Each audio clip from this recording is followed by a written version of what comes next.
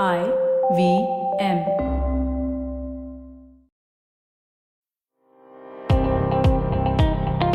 Welcome to All Things Policy, a daily podcast supported by Pragati, a flagship media initiative of the Takshashila Institution. We're a bunch of policy nerds based in Bengaluru, and we like to bring a fresh perspective to Indian affairs and an Indian perspective to global affairs. So grab a cup of coffee, sit back, and join us for today's chat. Hello and welcome to All Things Policy. I am Saurabh Todi and I have with me my colleague Suman, and we're going to discuss regarding a big development that happened last week, that the parliament passed the women's reservation bill, and it has been passed by the both houses and now it will be notified soon. So this has been a very momentous occasion to ensuring representation of women in our political structure. And there have been many views about it. I mean, although everyone has welcomed the move, there have been some critics that argue that this is not the best way to go about it, or they say that reservations are not the best way to even ensure like women's representation. So we'll have this discussion and see, like what it is, what's the background, why do we need it, and what are the ways to go about it, and if the current bill passes the test, and if not, what are the alternatives that we can look at. So a very warm welcome, Suman. Hi, Saurabh. Great to be on the show. First time with you. So, yeah. Yeah, so I wanted to ask that, Suman. So I'll just get straight into it. So, like, what is the background here? Like, like, why do women need a reservation, or like why is a reservation the way to go about it, given that like our representation of females at the time of independence was around 4%, and now 15%, so it is very low, and in 70 plus years it's only increased by about 10 to 12%. So it is bad, but then what is the background here? Yeah. I've been reading about this. Yes, I am happy that the bill has been passed, but is this the best form of the bill? I don't think so. But yeah, to talk about women's reservation itself, and I would like to call it women's representation and not reservation, because I believe that this is about representation and not some charity that somebody is giving to us, that we are giving something away from us to you, we are reserving this for you, kind of thing. So yeah, so in terms of representation itself, yes, because there are multitudes of studies that have shown that when women are represented, the kind of issues that get spoken about or the kind of issues that get traction are vastly different, and ones that affect women's health, women's issues more. Okay, given the gendered roles that that women and men play in our society, it almost feels like women's issues are not represented.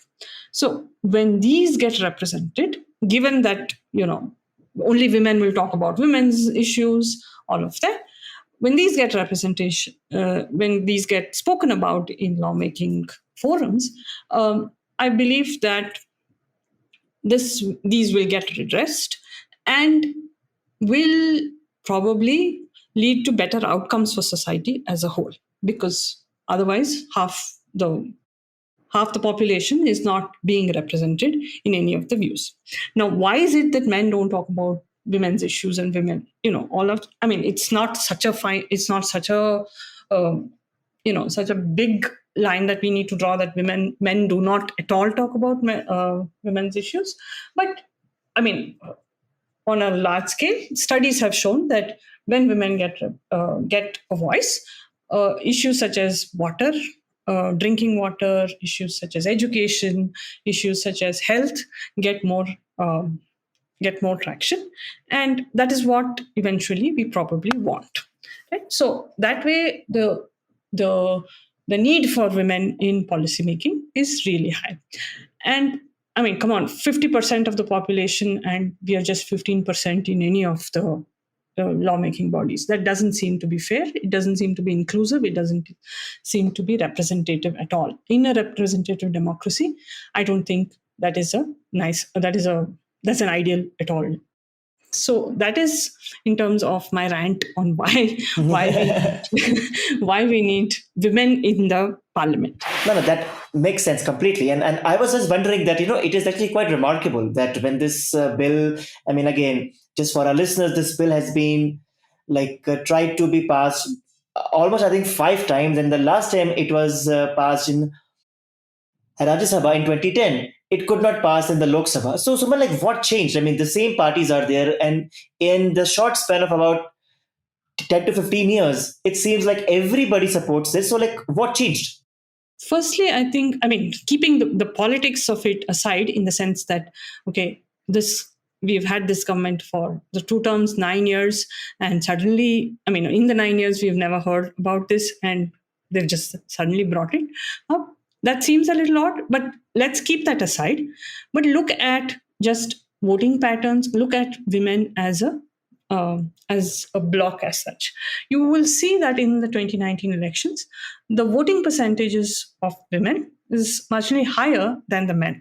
And this was not so in previous elections. So that bridge has been, kind of crossed, or kind of uh, brought together. So if women are voting in such high numbers, it just means something, right? It You probably have women, not voting.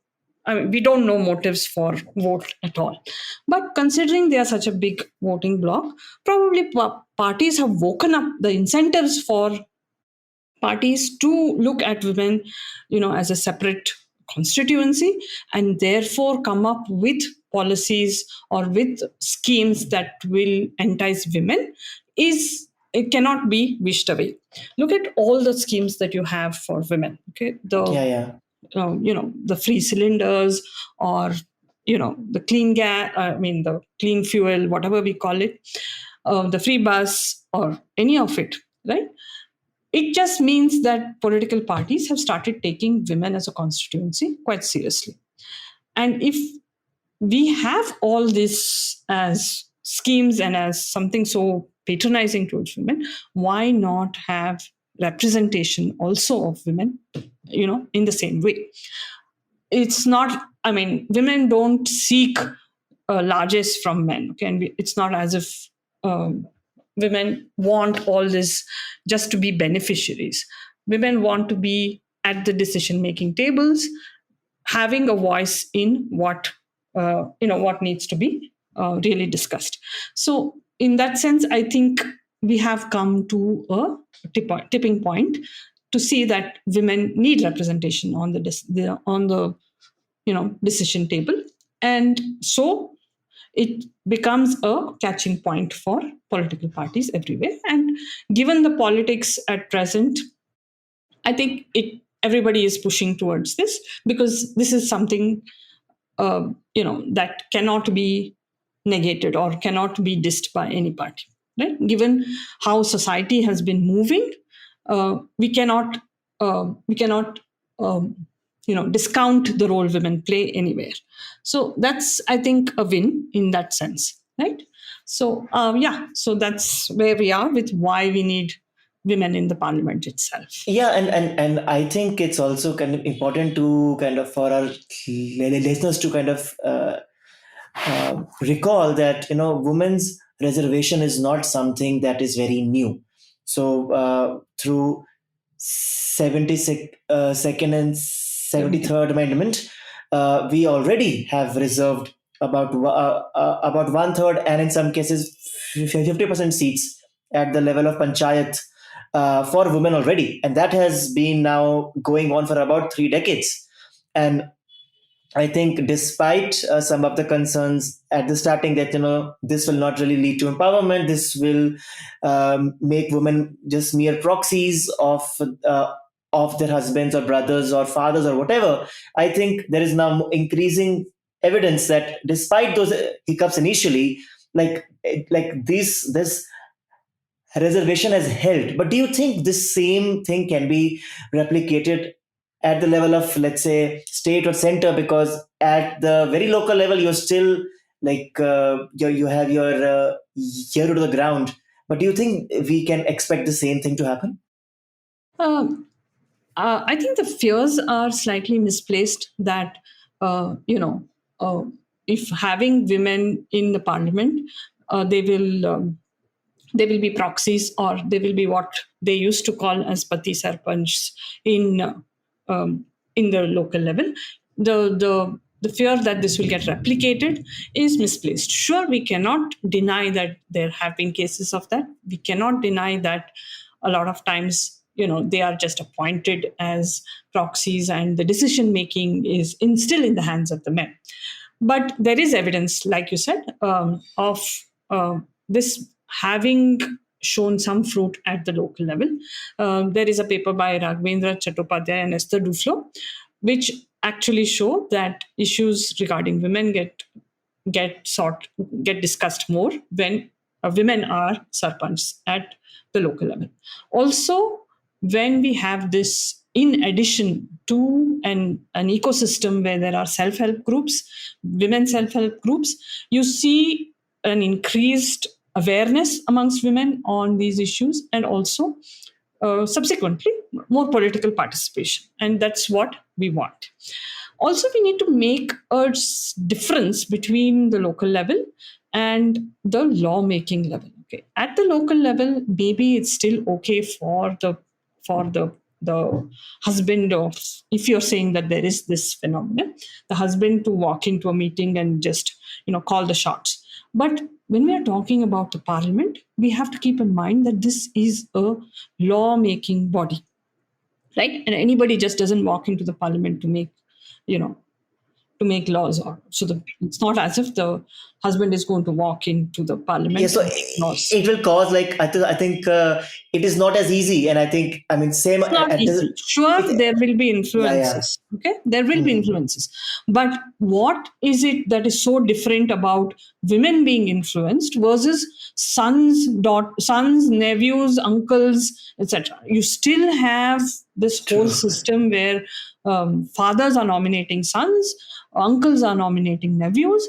How are you so sure that they are not proxies? So, if the proxy argument is that only the women will not have any agency, but all these other men have agency to make their own laws or whatever, to make their own decisions, then that is wrong. That Yeah, is that's fair. purely, yeah, That's fair. That's fair.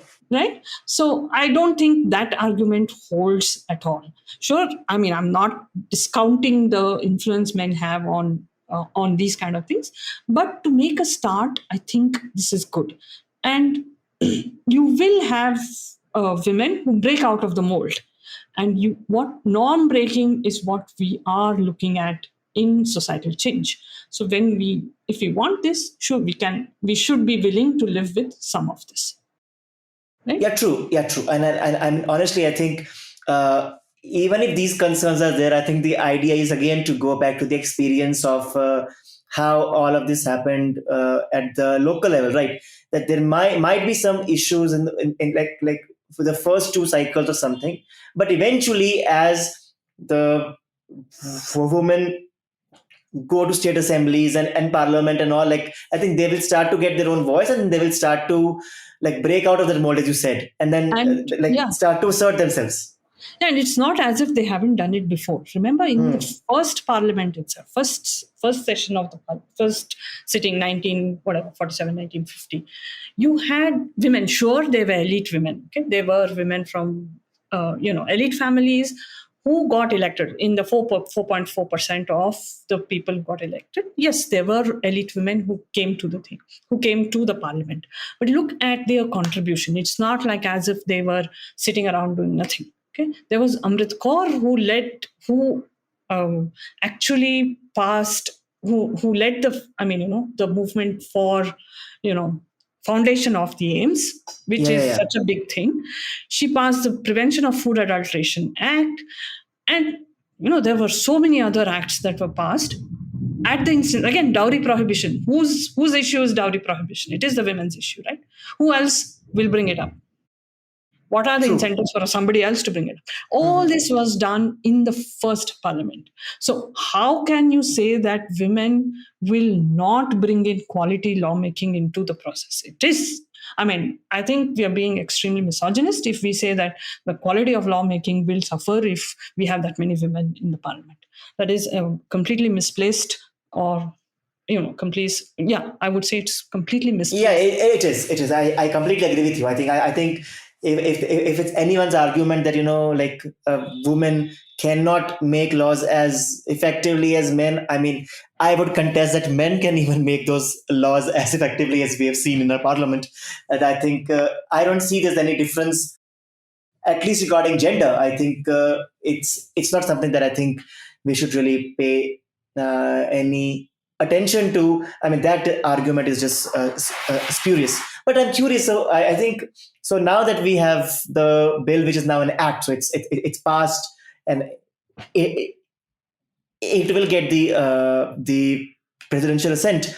So the way it is structured right now is that the bill says that from after the census, after the first census, Mhm. following the passage of this bill, there will be delimitation commission, and that is what will decide Yeah.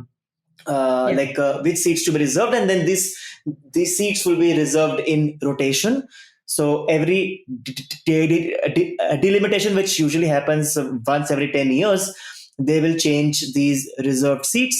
The bill says that the reservations would be for 15 years, but then the parliament by law can increase Yeah. or increase the timeline. So I'm just curious, what do you have any like what do you think about the structure of this bill or the way it goes about it?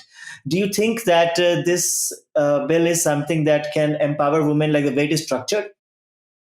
Yeah, actually, I mean, there is a wonderful cartoon that shows the hurdles that women have to go through to get through reservations. So Lok Sabha, Rajya Sabha, census, delimitation, so on and so forth. So you're never going to see the end of the day.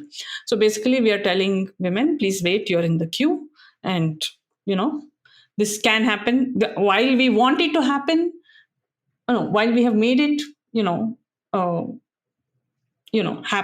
made it easy for it to happen, we Like really don't. we have a plan, and but the plan Yeah, will but take we like 10 really years don't to. want it to happen. Yeah.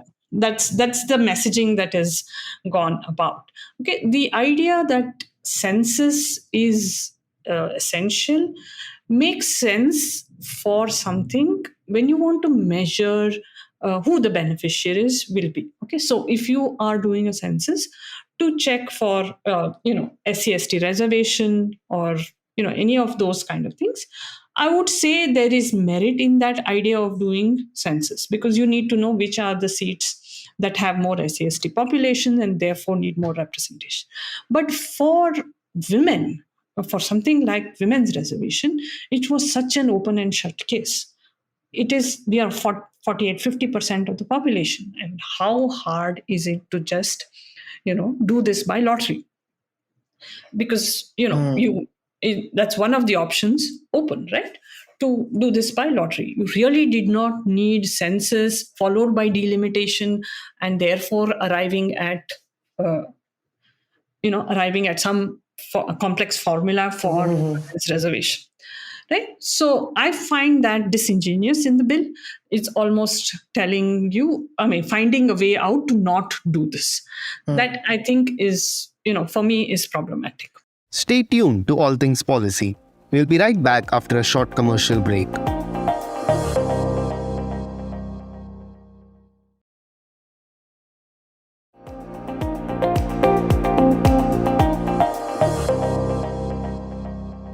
Yeah, and to be honest, I mean, I think I have a different kind of opinion on this. So I mean, I do agree that, I mean, the way the bill is structured and all, it does not give that right promptly. I mean, the whole thing I think might take 6-7 years. So it may be only in the elections of to 2029 that we may see this happen. But apart from that, I think I have a I don't think bigger. it'll be 2029 also, because once you do once the next election is done, 2024, then you will start the census process, which will take 2 3 years, and then the delimitation body needs certain amount of time, and considering this delimitation is going to be contentious with the north I and south see. divide, Yeah, yeah, that is yeah. going to take longer. So it's not before 2035 maybe, or by which time we don't know if the bill is lapsed or still there, or Mm-hmm. what the deal is. No, true. So I would say that, and to be honest, I mean that is why, for example, I think that there are much better ways to go about it, which does not like need to go into all of these complications. I mean, this idea is not mine, like specifically. This idea has been floated around for many years, but I was just wondering that why to make this so complicated. All you had to do was you just ask, like you pass a bill, or you just mandate through the election commission of India that all political parties who are contesting an election either at the state level or at the central level should give at least 33% seats for like sorry 33% tickets to women. And then I think that it takes away all of these kind of problem about which seats to reserve, who to give. And I think there are real concerns regarding whether one will be able to build women leaders from the ground up, because if seats are going to change every 10 years, then this kind of a fight Every would five kind of. years, no? No, so if delimitation is going to happen every 10 years, and it will change every 10 years, which happens with the SC/ST kind of Mhm. as well. So I think SC/ST and female would happen at the same time, so it happens every decade. But so I think that just takes like it just makes the whole process very contentious. If you allow parties that, okay, you have to give at least. 33% seats, Yeah, yeah, yeah. 33%. So then I guess it just makes things a lot more easy, and that I think allows the flexibility that the parties can decide whether, okay, you know what, I on this seat X I have a male candidate who is strong and who I can win with, but there is a seat Y where I don't have as many uh, people, or at least I can afford to, like I have this very ambitious and woman that I want to promote, then I would want to give this ticket for seat Y to this woman. So I think it could have been just a lot more simpler. We would not even need all of this waiting and census and delimitation. You just had to have no notification, and then the parties could do it themselves. And I am just curious, like, I don't know why this was not considered, and this was discussed during the last time in 2010 as well. But it Yeah. seems like we want to go to this very tried, tested, and kind of very old ways of doing things, which is by just reservation. And yeah. Yeah. So I think it's an interesting idea, but when I think about it a little deeper, it does not guarantee an outcome which will give me 33% seats in the parliament. Okay, so all parties can probably reserve or give those tickets to those people, right? But what if none of those women get elected? We were still left with a parliament which has no representation of women, Hmm. right? So if what we are looking for is immediate representation, then I think you need some form of, you know, the final outcome that we want. That is what we need to control for. Okay, while I like the idea that the parties should give this thing, mandating it may not give you that final outcome, is my sense. Of course, I could be wrong in terms of calculations, etc. I'm happy to be corrected on that. But I feel the outcome is not something you will get. Yeah, Sure, yeah, we yeah. can get it in 20 years, we can hope to get it. Okay, Hmm. but the entire process has been about hope. Since independence, we have been living on hope and prayer that society will correct itself, society will do Hmm. this, women will come, women will take over leadership positions, women will do this, and women will do that. Okay, now since it has not happened, and women as voting bloc and women as, the way the Overton window has shifted on women's rights is, I mean, of course you could point out, a lot of things where you can say that we are still in the dark ages, blah blah, but I'm saying the way we're moving in terms of those outcomes, I don't think women are ready to wait. No, I no, as a true. woman, I'm not ready And to and, wait. and, and I guess I think finally I think the trade-off is this, like the way I see it at least. I mean, you're right. I think it would take like at least 1, 2, or 3 cycles, right, for that to actually like the number of tickets reserved to be kind of reflected in the parliament. So I think the trade-off here is that let's say we with this delimitation, like the way the bill is structured, from the day it's like the reservation starts, it might also take about 2 or 3 cycles for organic women leaders to come up from the bottom, because if the parliament is only 15% women, to go from 15 to 33 will not happen in like get go. So we might see that the whole old problem of like having to depend on the relatives of the incumbent who is male, or the option two is that you kind of wait for 2 or 3 cycles for the number of females in the parliament to stabilize. So I mean, at the end it's a choice, right? Like I can't say one is Better. better than the other. It's a choice that which bargain you are willing to take. And I And I think think that will get dictated by electoral compulsions, right? which shows that like the parties have now realized that women are a important and big block, so they want to do it as soon as possible, it seems. Yeah, yeah. So there's this other thing that, that you actually said, that we cannot groom leaders in 5 years or whatever. Women cannot groom constituencies. They are not given enough time to build their rapport and all of that. Mhm. I mean, no political career is 5 years. I mean, you can do anything in 5 years. 5 years is a very small thing. It is true for anybody. It's not true just for women. Yeah, yeah. And I mean, the question I have really is, does being a woman preclude you from contesting on the other seats? As in, uh, say constituency X is reserved, constituency Y is not reserved. Okay, does it mean that I cannot contest in constituency Y? If I have built that constituency in my previous terms, why will the party not give me that ticket in No, no, constituency? you're right. So I mean, like the way I see it, and I may be a bit cynical here.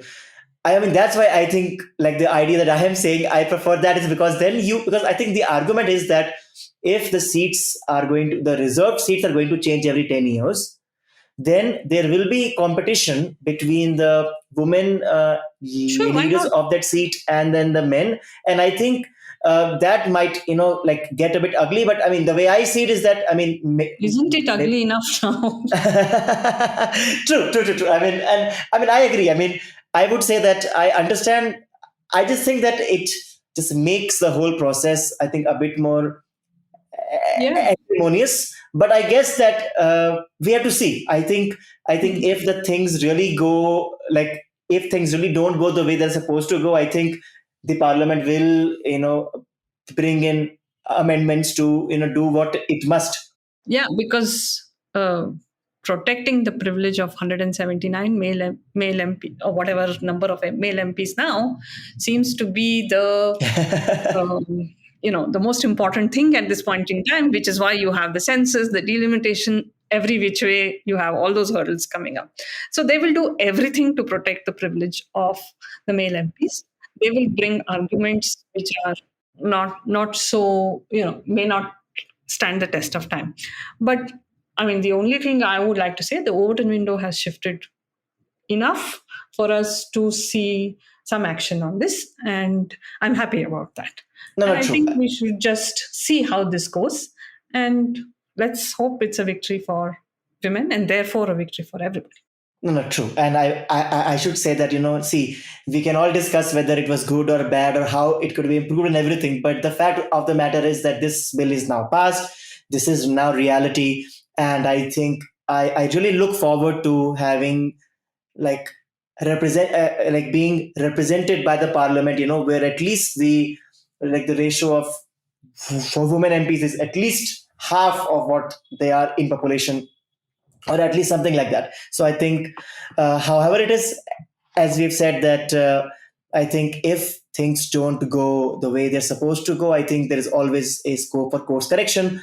But as we've seen, I think there might be some hiccups initially, but I think we will reach an equilibrium where we can all adjust with the new reality and then go forward with making policies which puts people at the center. And I mean, obviously all the other issues with the parliament still remain, so it's not like a big solution for Magic everything, but yeah, it's not a magic wand. It will need a significant amount of reform, but at least the in terms of representation, I think we have done something very interesting and path breaking, and I look forward to seeing how it unfolds.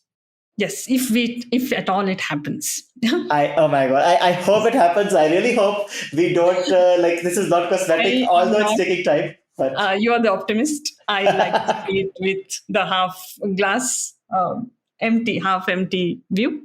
So yeah, if we can make some changes to this, it will be great. And yeah, we'll see what happens. Interesting Yeah. times indeed. yeah, interesting times, and thanks a lot for your time, Suman. It was very interesting Thank you so discussion, and hopefully when we discuss this again, it should not be too far away in future, but we have some more interesting things that are passed by parties, or we have something that we can say that the voting power of women as a bloc has really brought change into how parties see women, and then they finally start to care about those issues and not just give a cosmetic response to their concerns. So thank you so much. Thank you. Thanks. If you liked our show, don't forget to check out other interesting podcasts on the IVM network. You can tune into them on the IVM Podcast app, ivmpodcast.com, or wherever you listen to your podcasts. You can also follow IVM on social media. The handle is @IVM Podcasts on Twitter, Facebook, and Instagram. And hey, if you'd like to dive into Takshashila's research on technology, strategy, and economic affairs, check us out at our Twitter handle @TakshashilaINST or our website takshashila.org.in.